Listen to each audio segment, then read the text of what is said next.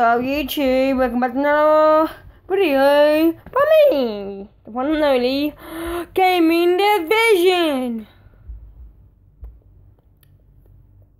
So today we're going to count down 10 things you don't know about Michael Myers.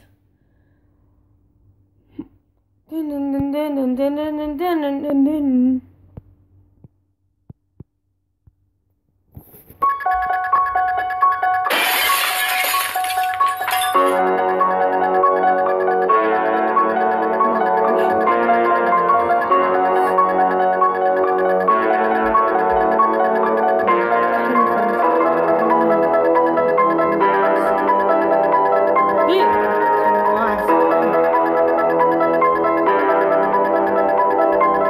Michael Myers, terrifying serial killer who preys on helpless teenage babysitters. He stalks his prey while wearing a white and emotionless mask, almost making him subhuman. It was 1978, in John Carpenter's slasher horror movie Halloween, when Michael Myers started slicing and dicing his way into the world of cinema. But out of all the movie boogeymen, I find Michael Myers to be the most mysterious and enigmatic. There is so much mystery surrounding this cinematic movie killer. Unlike Freddy or Jason, or even Chucky and Pinhead, I feel like we never get to peel back the layers of his persona to find out what drives him and why he's been driven a certain way to do certain things. But that's not a bad thing. If anything, it makes Michael Myers more horrific and scary. In fact, Michael Myers is so mysterious, one of his popular nicknames is The Shape, as if suggesting there is nothing inside there. He is just physical mass.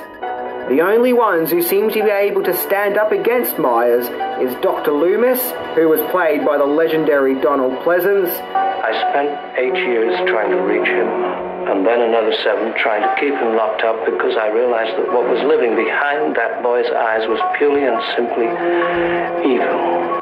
And teenage victim turned survivor, Laurie Strode, who was also played by legendary actor Jamie Lee Curtis. You can't kill the boogeyman. Get in there, come on, Polly. The mystery of Michael Myers starts all the way back in 1963, on the night of Halloween, when 6-year-old Michael Myers kills his teenage sister by slashing her with a knife, for no real reason or motive. Ever since this horrific slaying, Dr. Loomis has insisted that Michael Myers is indeed evil personified, as if evil itself has now taken on a physical form. So today, in order to try and understand more about this strange and somewhat anomalous movie villain, we are going to go through a list of 10 things that you might not know about Michael Myers. Not to be getting him confused, of course, with Austin Powers actor Mike Myers. Come on, admit it, the obligatory Mike Myers gag was going to make its way in here sooner or later. Number 10. Michael Myers wears a William Shatner mask. Yeah, I shat you not. But that creepy as hell mask that Michael Myers wears is a cheap William Shatner Captain Kirk mask that kids could have bought at a toy shop at the time. Okay, this is actually a pretty well-known fact, but I still think it's worth mentioning. In order for Michael Myers to gain his creepy look, a William Shatner mask was purchased and painted white, automatically giving the mask a soulless, eerie look, which of course went with the whole emotionless aspect of the character.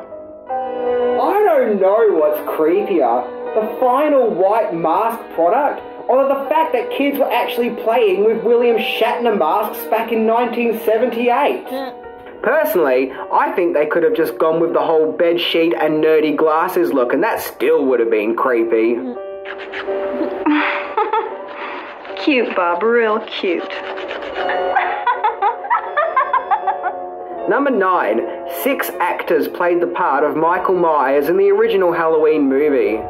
Although Michael Myers may just appear to be one man, behind the scenes, that necessarily wasn't the case, as in order to make this character come to life, 6 different performers were required in order to bring Michael Myers onto the big screen, including Will Sandin, who played 6-year-old Myers, And when we see 6-year-old Myers stab his sister, the hands actually belong to Deborah Hill, who was the movie's producer and co-writer.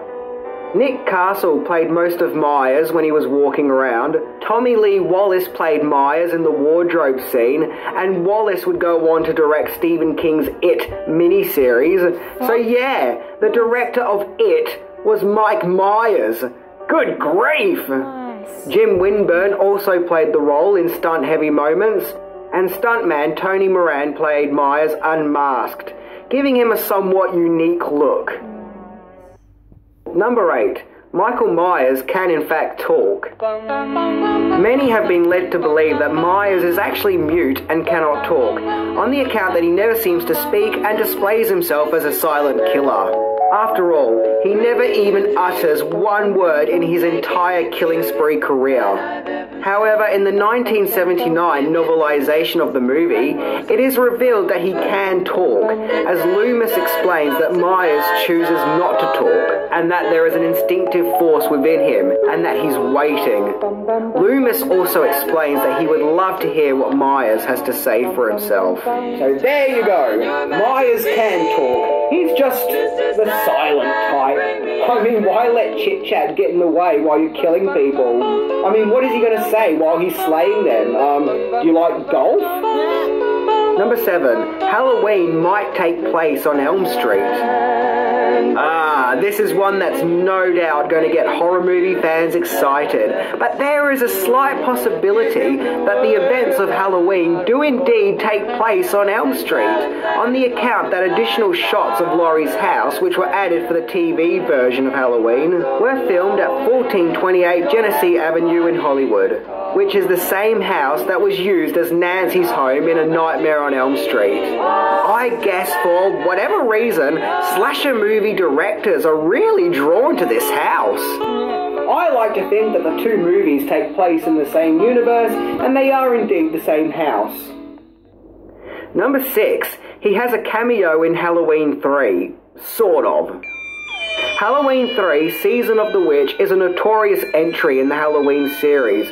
On the account, it's the only one that doesn't follow the murderous exploits of Michael Myers, but is instead more of a supernatural tale about evil Halloween masks and the mysterious powers of Stonehenge, as it was decided that each Halloween entry should be its own individual story, an idea that was subsequently scrapped, making Halloween 3 stand out in the series like a sore thumb, but it still has a massive cult following of devoted fans.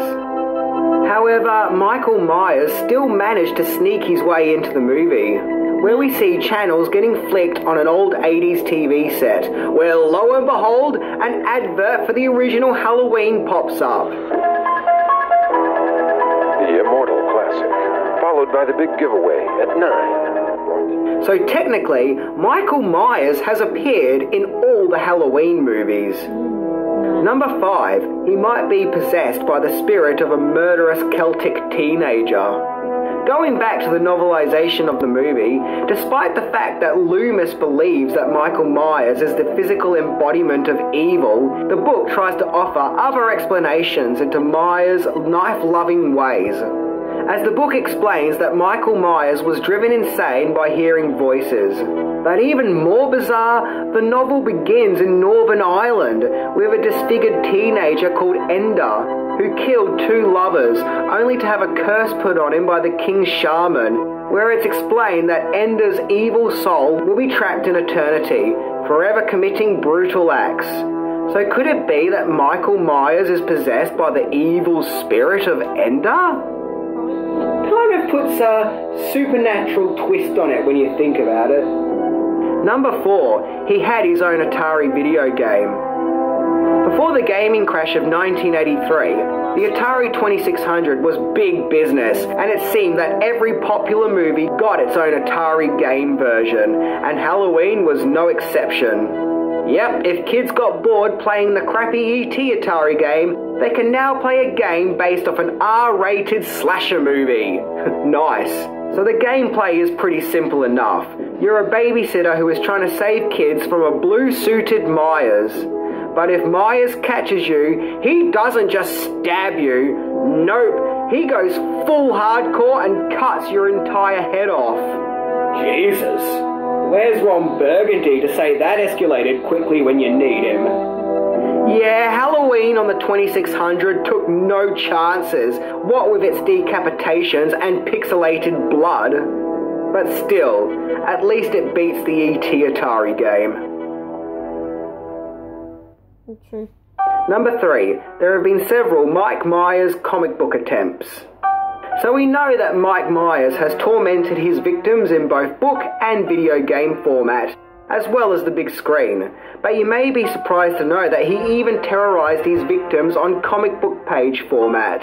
The first Halloween comic book came out in 2000 under the name of Halloween 1, and since then there have been several issues and attempts to keep the world's most quiet serial killer on the printed page. The comics are beautifully drawn and don't shy away from blood and gore, which is always a good thing. And check out this panel here, where Myers' mask falls off. Oh yeah, Michael Myers walking around without his famous white mask. In fact, I don't know why we don't get more of these comics, as Myers in comic book format totally works. After all, considering he doesn't talk makes for a more visually intense comic book. Number 2, he's named after a film distributor.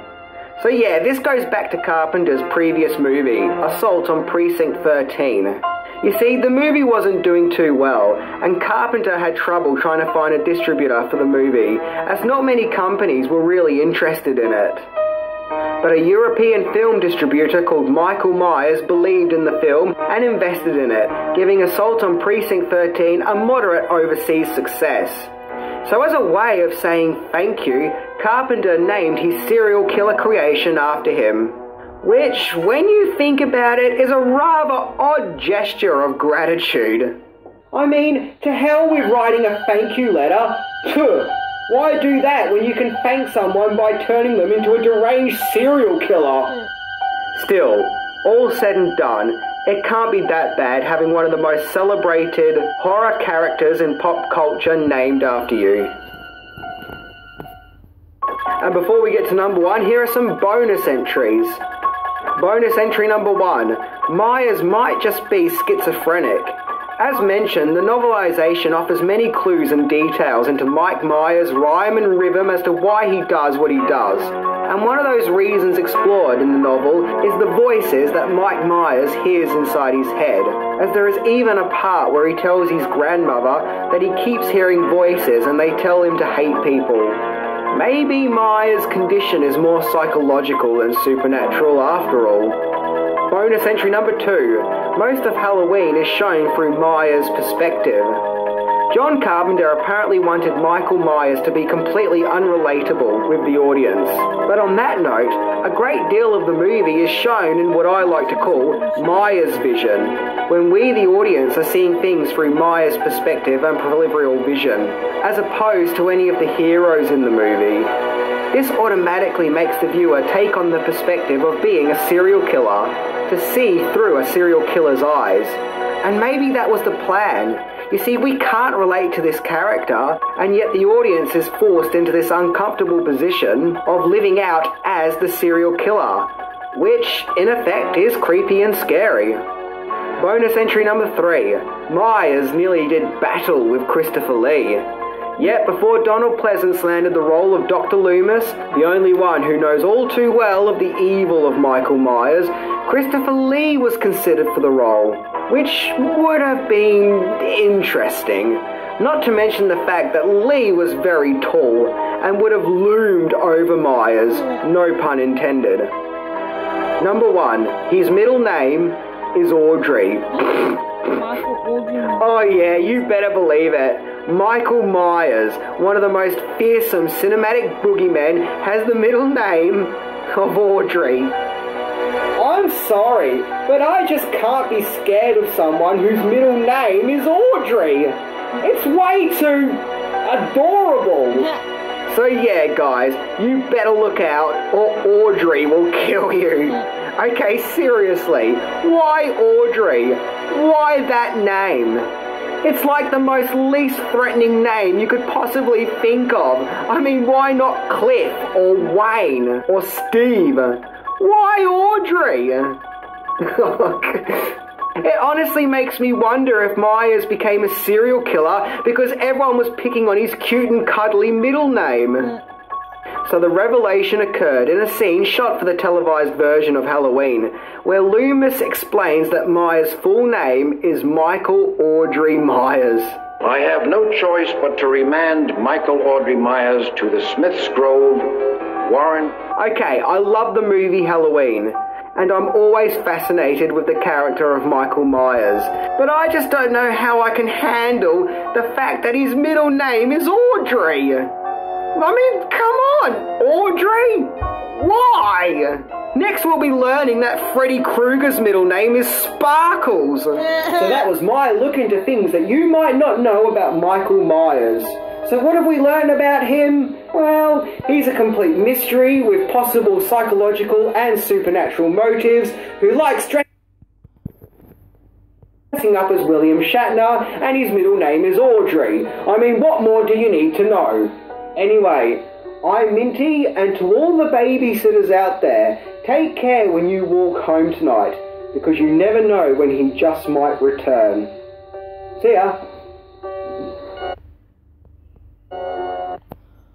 So, that's pretty interesting facts. So that's 10 things you didn't know and might not know about Michael Myers. See you for the next video. Peace out. Hope you like and subscribe.